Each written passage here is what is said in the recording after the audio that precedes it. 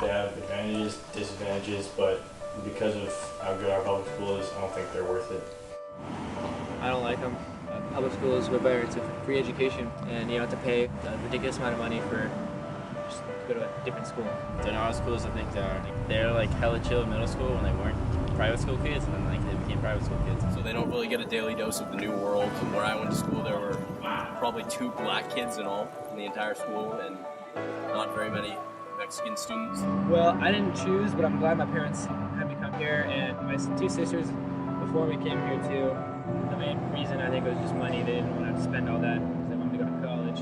I'd heard that MA was a really great school academically, especially if you took some of the higher classes, and the fact that the private schools, especially around here, are so expensive made me choose MA. Coming from the school I came from and knowing about the other private schools around in the area, I think they think the kids at MA aren't very bright, and that's why they go to public school, and they're just a bunch of poor kids. But quite frankly, I disagree, and I think I kind of had that notion coming from private school. MA is a really good school. I don't like them. They're a little too preppy for me.